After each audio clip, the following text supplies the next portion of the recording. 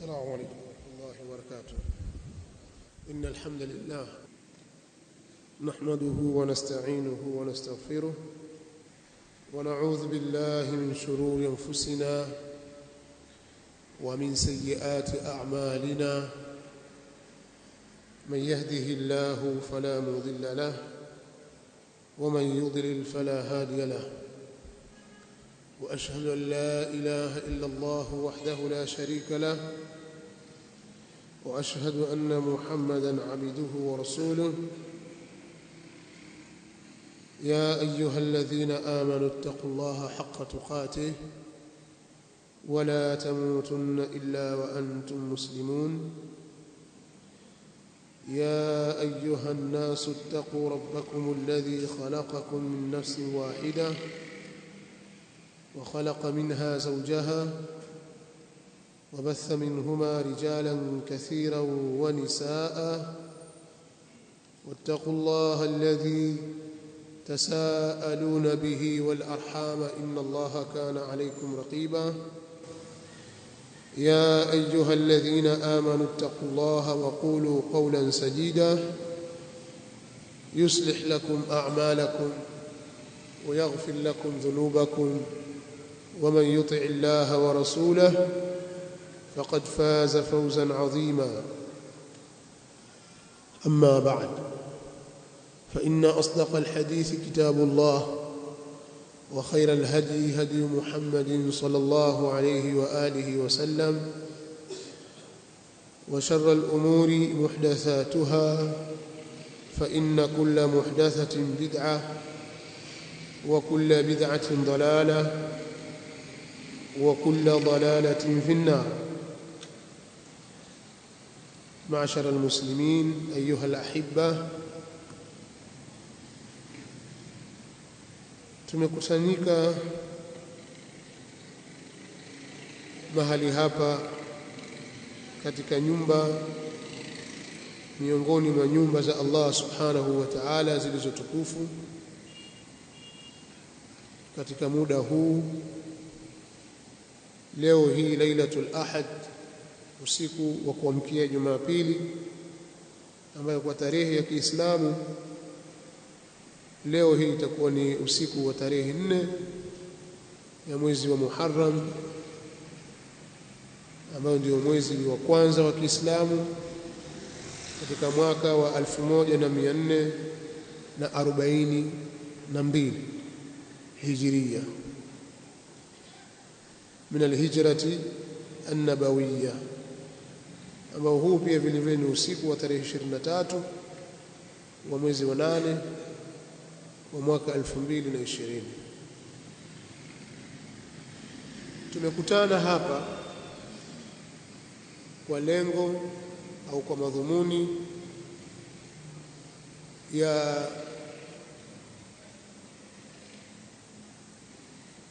kuelimishana na kukumbushana juu ya mambo yanayohusiana na dini yetu, juu ya watu watukufu wanaohusiana na kunasiliana na dini yetu hii ya Kiislamu. Kama mlivyotangaziwa kupitia njia mbalimbali kwamba kutafanyika vikao hivi ndani ya msikiti huu kwenye kipindi cha masiku haya ya mwezi wa Muharram, na maudhui pia mkatajiwa kwamba maudhui zetu zitalenga hasa kuzungumzia mauaji ya dhulma yaliyofanywa dhidi ya mjukuu wa Mtume Muhammad sallallahu alayhi wa alihi wasallam, naye ni Al-Husayn ibn Ali ibn Abi Talib ibn Abdul Muttalib ibn Hashim radiyallahu anhu wa an abihi. Allah amwiradhi yeye na baba yake Al-Husayn ibn Ali radiyallahu anhuma. Kwa hakika hili jambo ni jambo kubwa sana jambo hili la kuuawa mjukuu wa Mtume sallallahu alaihi wasallam ni jambo kubwa, na tunatakiwa sisi tulifahamu kwa uhakika wake na ukweli wake, na tujifunze ndani yake,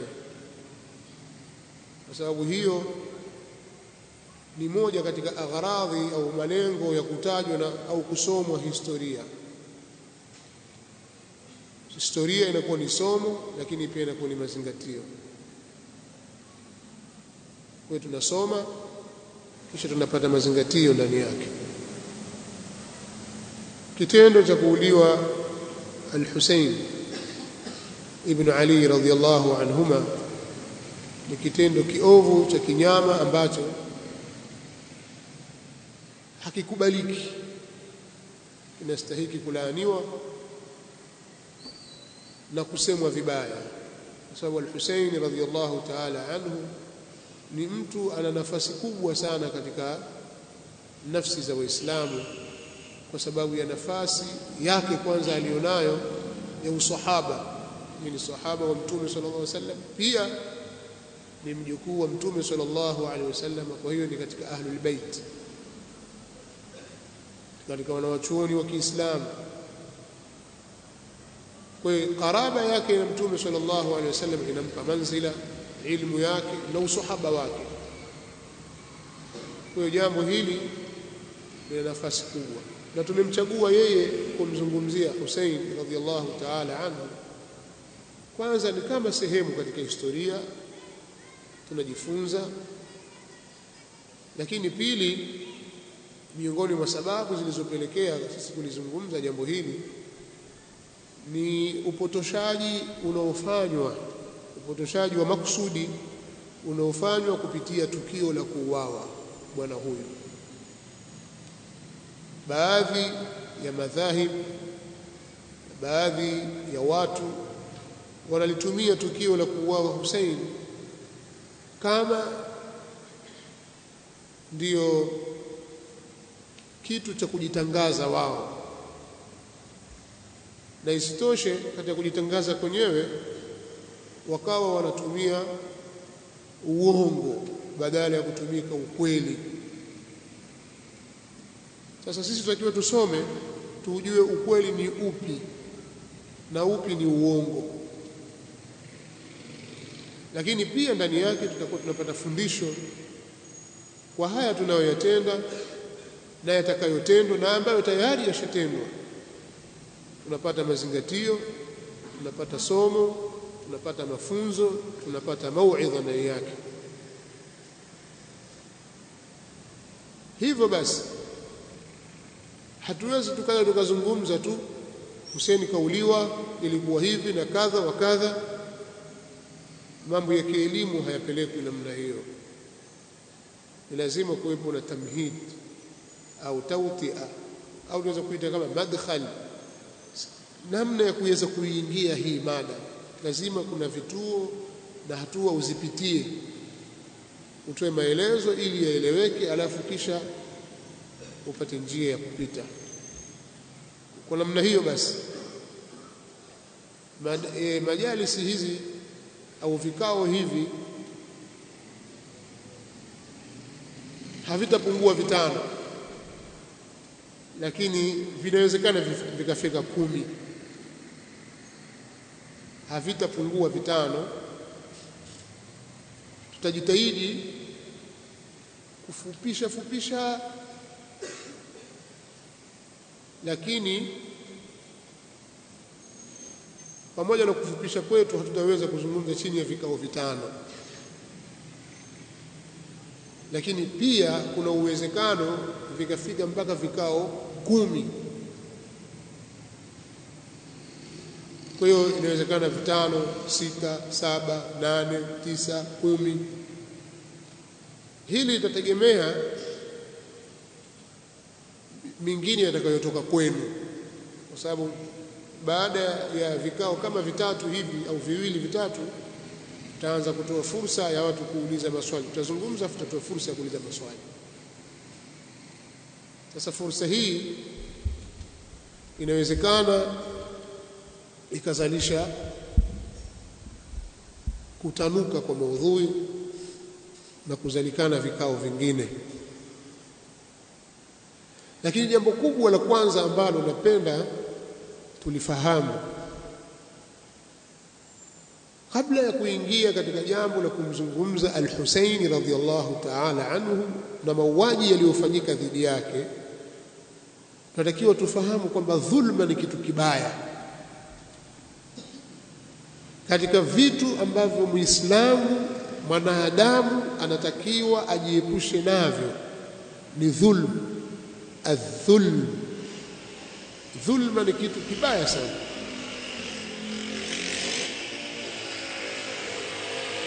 Na ndiyo maana katika hadithi sahihi ya Mtume Muhammad sallallahu alayhi wa alihi wasallama amesarihi jambo hili Mtume katika yale ambayo au katika zile hadithi ambazo Mtume sallallahu alayhi wasallama huzisimulia kwa kuwa anazipokea kutoka kwa Mola wake. Nikisema hivi na kusudia alhadithu alqudsi. Mtume sallallahu alaihi wa alihi wasallam katika ambayo ameyapokea yeye kutoka kwa Mola wake ni kauli yake Allah subhanahu wa ta'ala akimwelekezea Mtume sallallahu alaihi wasallam, ambao ni ujumbe huo kwa Waislamu wote na kwa wanadamu wote, pale aliposema ya ibadi, enyi waja wangu, inni haramtu dhulma ala nafsi, hakika mimi nimeiharamisha dhulma kwenye nafsi yangu au juu ya nafsi yangu, nikaifanya kwamba ni haramu, mimi sitadhulumu, siwezi kudhulumu waja. Kwa hiyo dhulma nimeifanya haramu kwenye nafsi yangu, lakini pia nikaifanya dhulma waja'altuhu bainakum muharrama, nikaifanya dhulma baina yenu ni yenye kuharamishwa. Fala tadhalamu, basi msidhulumiane.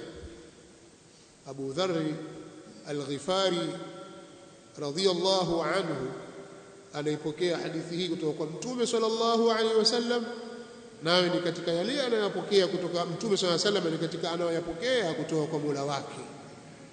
Mola wake tabaraka wa taala anatuambia maneno haya, ambaye ndiye Mola wetu sisi: ya ibadi, enyi waja wangu, inni haramtu dhulma ala nafsi, hakika mimi nimeiharamisha dhulma juu ya nafsi yangu. Sababu wama rabbuka bidhallamin lilabid, hakuwa Mola wako ni mwenye kuwadhulumu waja. Kadhalika waja'altuhu bainakum muharrama fala tadhalamu, kwa nikaijalia dhulma baina yenu ni yenye kuharamishwa, basi msidhulumiane. Hadithi kaendelea: ya ibadi kullukum dallun illa man hadaytuhu fastahduni ahdikum, ya ibadi kullukum ja'i'un illa man at'amtuhu fastat'imuni ut'imukum, ya ibadi kullukum 'arin illa man kasawtuhu fastaksuni aksukum. الحديث، والحديث أخرجه الإمام مسلم رحمه الله تعالى في صحيحه. Lakini Allah subhanahu wa ta'ala pia akatukumbusha kwenye kitabu chake suala la adh-dhulm, na kwamba watu watalipwa kwa mujibu wa dhulma walizozifanya, na wala Allah subhanahu wa ta'ala hatawaacha. Akasema katika aya ya 42 ya surat Ibrahim: wala tahsabanna Allaha ghafila, wala usidhanie kwamba Allah ni mwenye kughafilika, amma ya'malu adh-dhalimun, kughafilika kwa wanaoyatenda madhalim. Innama yuakhiruhum liyawmin tashkhasu fihi al-absar, hakika hapana vingine, anawaakhirisha wao Allah jalla wa ala kwa ajili ya siku ambayo yatakodoka macho katika siku hiyo, yani siku ya kiyama. Innama yuakhiruhum, hakika hapana vingine, anawaakhirisha wao Allah liyawmin, kwa ajili ya siku ambayo tashkhasu fihi al-absar, yatakodoka katika siku hiyo macho. Muhti'ina muqni'i ru'usihim la yartaddu ilayhim tarfuhum wa af'idatuhum hawa. Allah subhanahu wa ta'ala anasema hali ya kuwa ni wenye kwenda haraka kutoka makaburini. Muhti'in, hali ya kuwa ni wenye kwenda kwa haraka kutoka makaburini. Muqni'i ru'usihim, hali ya kuwa ni wenye kunyanyua vichwa vyao juu, vichwa vyao viko juu. La yartaddu ilayhim tarfuhum, hayapepesi macho yao. Wa afidatuhum hawa, na nyoyo zao ni tupu, kwa maana hazifahamu kitu kwa sababu ya hofu. Mtu anapokuwa na hofu huwa ile fahamu inampotea, na wao watakuwa hivyo hivyo kwa sababu ya kishindo cha siku ya Kiyama na mzigo wa dhulma walioubeba. Waqad khaba man hamala dhulma, Allah subhanahu wa ta'ala asema hivyo katika sura Taha. Kwa hakika ameruka patupu, amekula hasara aliyebeba dhulma. Kwa hiyo dhulma ni kitu kibaya sana, na kimetajwa kwa ubaya katika Qur'an, na madhalimu hawatapata wa kuwatetea. Wa mali dhalimina min ansar, hawana madhalimu watetezi.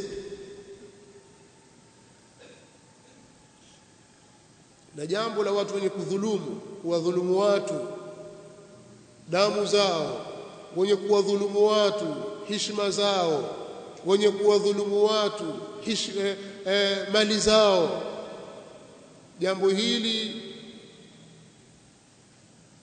pamoja na kukemewa kupitia hadithi za Mtume, Qur'an na hadithi za Mtume sallallahu alaihi wasallam, lakini jambo hili pia wanawachuoni wa Kiislamu huwa wanalitaja kwenye vitabu vyao, na wanawataja wale madhalimu na matukio ya kidhulma walioyafanya. Kwa mfano, ukisoma kitabu kama kitabu hiki Al-Bidayatu wan-Nihaya cha al-Imam al-Hafidh Abu al-Fida Ismail bin Umar ibn Kathir rahimahullahu ta'ala, katika juzuu ya 11 kwenye ukurasa wa 240, chapa ya Darul Ma'rifa Beirut, aliyataja matukio ya mwaka 330. Mwaka 330 Hijiria kulitokea matukio mengi mabaya ya kuhuzunisha kabisa, na wakatajwa baadhi ya wale waliofanya matukio haya. Sasa baada ya kuyataja matukio yale, al-Imam Ibn Kathir rahimahullahu ta'ala akasema, qala Ibn al-Athir, anamnukuu al-Imam Ibn al-Athir, amesema Ibn al-Athir. Ibn al-Athir naye pia ni mwanachuoni wa tarikh, ameandika kitabu kikubwa kabisa cha tarikh chaitwa Al-Kamilu fi at-Tarikh.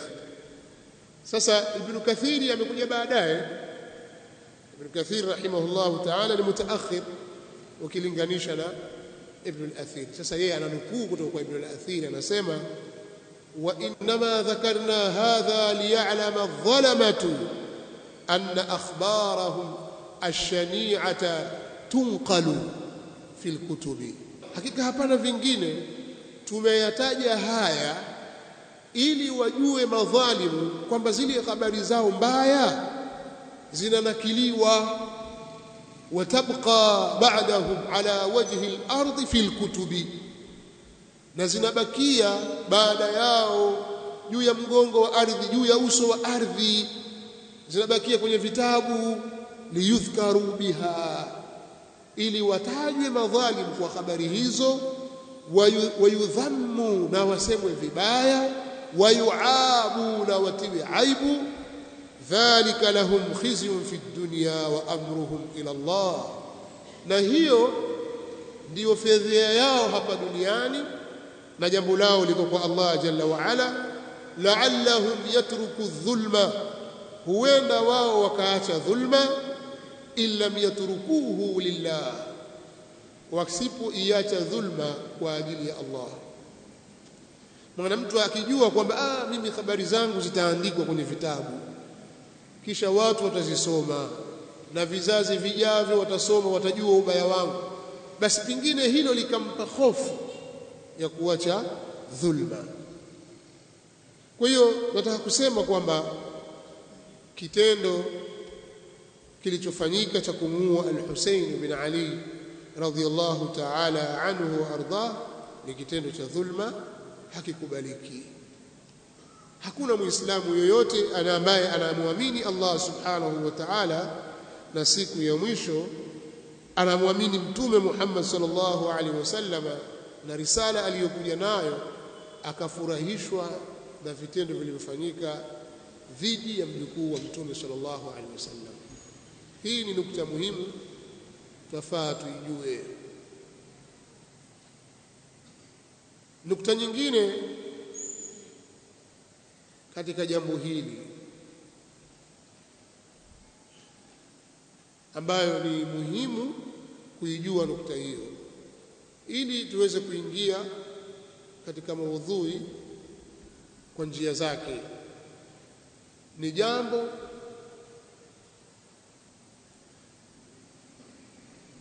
la taarifa au maalumat, naweza kusema ya kihistoria.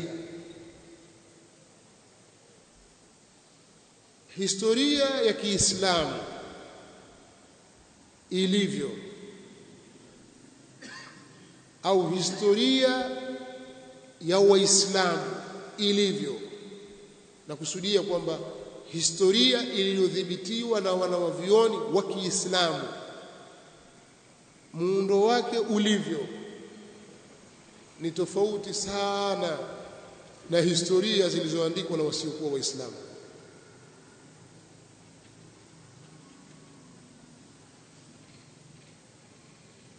Na jambo hili ndilo ambalo linawapa sharafu, ni jambo ambalo linawapa sharafu Waislamu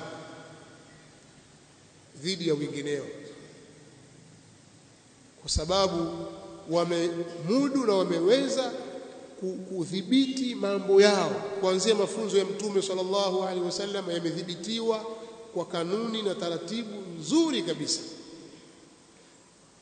Matukio ya maswahaba na habari zao zimenukuliwa kwa ufundi wa hali ya juu. Waliokuja baada ya maswahaba, waliokuja baada yao, wakiwemo maimamu wa Kiislamu, yani maulama, kadhalika maumara, viongozi na watawala wa Kiislamu, habari zao pia zikanukuliwa, zikahifadhiwa kwa utaratibu na mfumo mzuri kabisa, jambo ambalo hulipati kwenye dini nyingine. Huko hakuna utaratibu. Na ndio maana, labda kwa mfano wa karibu tu, ndio maana katika nchi zetu sisi linapozungumzwa, hasa katika nchi za Afrika mathalan, linapozungumzwa jambo la kihistoria, wewe ukiitaka historia ya miaka 300 au 500 nyuma ya mahali ulipotoka, mahali ulipo, ukiitaka historia kwa mtiririko unaokubalika, hutaipata. Utakutana na qila wa qalu. Qila wa qalu maana yake porojo, maneno ya kuungaunga, na historia za uongo za ambiwa. Inasemekana miaka milioni 200 iliyopita palikuwa na bahari hapa, inasemekana. Basi inasemekana. Nani amesema? La nadri. Uongo tu, maneno ya kuundaunda. Ukitafuta historia ya miaka 200 ndani ya familia yako tu huwezi kuipata, kwamba wewe ni nani, wazalikana vipi, babu wa mababu 10, 12, Ukifika 4 5 basi pengine una nafuu kubwa wewe, pengine unaweza kujua babu yangu aliishi hivi, alikuwa vile, akitu fulani fulani, una nafuu kubwa. Lakini wengine ndio basi habari zimeshakatika, yeye ajua mimi ni fulani bin fulani bin fulani, majina matatu yameisha. Historia ya waliokuwa baada ya hapo haipo, ya ukweli hasa iliyothibitishwa kwa njia zinazokubalika haipo. Kwa mfano, labda unaweza kuuliza tu, hii Tanga ni ya nani? Labda historia kama hiyo, Tanga hii ni ya nani? Yani wenyeji wa kwanza wa hapa, utasikia habari nyingi na nyingi zake za uongo, kila mmoja aeleza kivyake. Ile atakwambia Tanga ya Mzigua, unao Tanga ya Mbondei, Mdigo anasema Tanga ya Mdigo, Msambaa anasema Tanga ya Msambaa. Basi kila mmoja atasema yake. Inasemekana pale palikuwa na hivi, inasemekana pale palikuwa na hivi. Sasa historia ya Uislamu iko tofauti, haiko hivyo. Wanawachuoni wa Kiislamu wamejitahidi wakadhibiti historia ya matukio mbalimbali yanayohusu maulama, yani kuanzia masahaba na tabi'ina, atba'u tabi'in, maimamu waliokuja na hivyo na vizazi vilivyokuja baadaye, habari zao zimedhibitiwa. Hivyo watawala na dua mbalimbali zilizotawala, dola hii, watawala hawa wa dola hii walikuja hivi na habari zao zimeelezwa. Historia ya Kiislamu au ya Waislamu iko hivyo,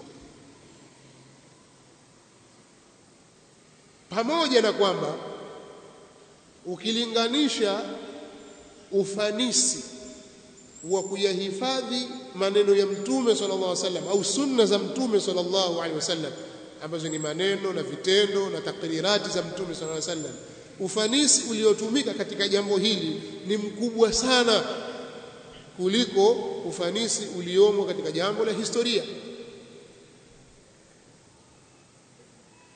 Limedhibitiwa, lakini si kwa kiwango kama hiki. Katika historia kuna katika habari kwa sababu ya katika wapokezi, na mara nyingi habari nyingi zinanukuliwa bila ya kuwepo na wapokezi.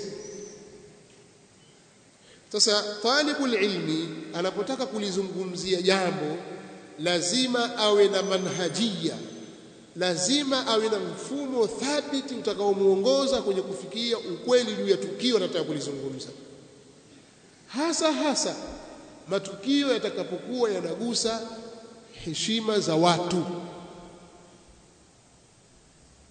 hasa matukio yatakapokuwa yanagusa hukumu ya kisheria,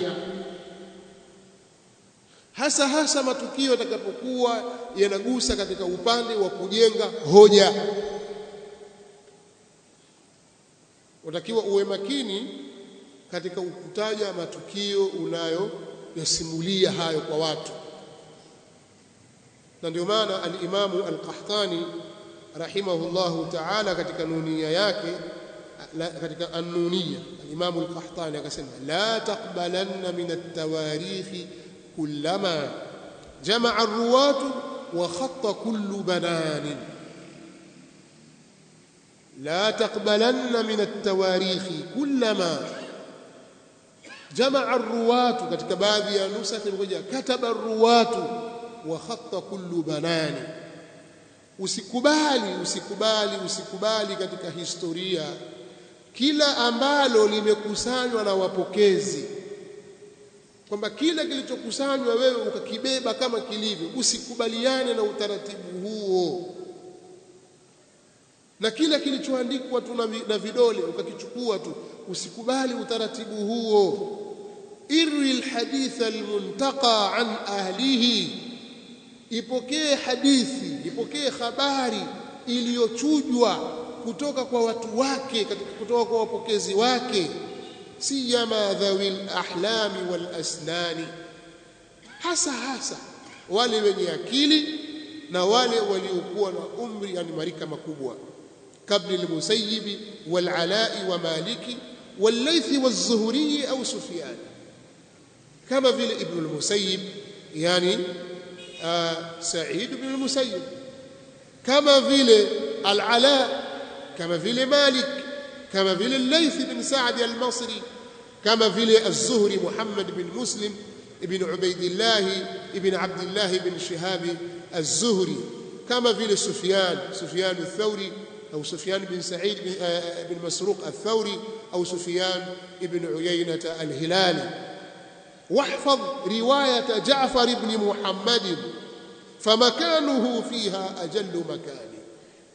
ihifadhi ilinde riwaya na ilinde mapokezi ya hifadhi mapokezi ya Jaafar ibn Muhammad, Jaafar as-Sadiq ibn Muhammad al-Baqir ibn Ali Zain al-Abidin ibn al-Husayn ambaye tunamzungumza leo.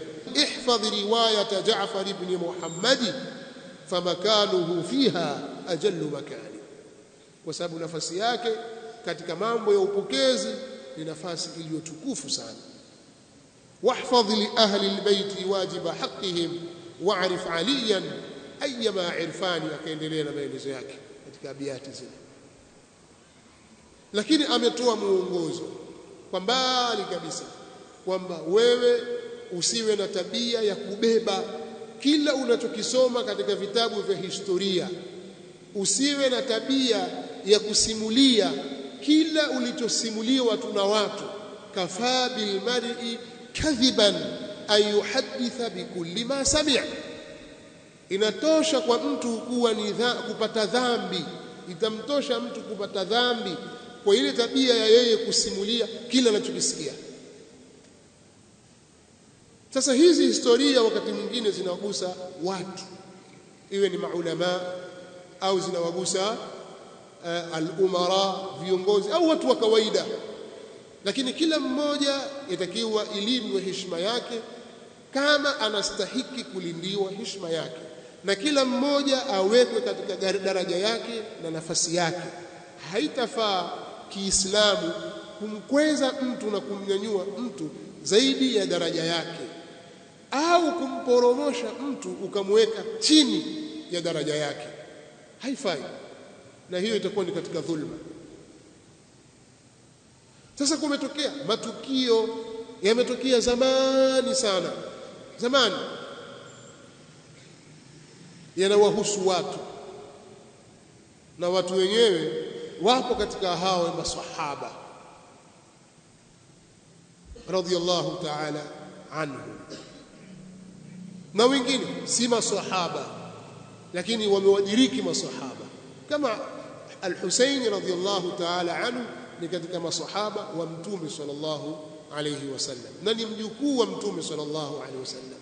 Bali Mtume sallallahu alayhi wasallam, kama tutakapoeleza nafasi ya al-Husayn na nafasi ya Ahlul Bait, tutakapokuja kueleza tutakuja kuona kwamba Mtume sallallahu alayhi wasallam aliwahi kusema kwamba huyu al-Hasan na huyu al-Husayn ni sayyida shababi ahli al-janna, ni mabwana wakubwa kabisa kwa vijana wa watu watakaoingia peponi. Yale makundi ya vijana watakaoingia peponi ambao walikufa katika ujana wao na wakastahiki kuingia peponi, basi mabwana wakubwa katika kundi hilo watakuwa ni al-Hasan wal-Husayn. Hapa pana mambo mawili. Jambo la kwanza ni kuthibitisha kwamba wao ni katika watu wa peponi, lakini pili watakuwa ni mabwana wakubwa kule peponi. Mtu mwingine anaweza kusema, vipi useme kwamba hawa ni mabwana wa vijana wa peponi? Kwani peponi sio wataingia vijana watu wote watakuwa vijana? Naam, ni kweli, watu wote wataingia katika pepo wakiwa katika umri wa ujana. Hakuna mzee, wote watapewa ujana. Wanawake watakuwa wanawari wanawari, hata kama alikufa mzee, lakini ataingia katika janna akiwa ni mwanamwali. Sasa mbona wasema huku kwamba hawa ni vijana wa watu wa peponi na watoto ni vijana, basi watakuwa ni vijana wa wote? La, kuna watu wataingia katika janna kwa wasifu tofauti tofauti. Yani kitu gani huyu atapata sharafu? Labda atakuwa huyu katika mabwana waliokuwa wakifunga sana, watapata daraja fulani. Haina maana kwamba siku ile watu wakiingia peponi watakuwa wengine wamefunga, kwa yale yaliyotokea kule duniani. huyu ataingia katika janna, atakuwa na wasifu fulani na jambo fulani, kwa kuwa labda alikufa shahidi, yule alikuwa kadha, yule alikuwa kadha, basi hivi. Na wengine wataingia katika milango tofauti tofauti ya janna kwa sababu ya yale ambayo wameyatanguliza huko duniani. Kwa hiyo na hawa nao kwa watu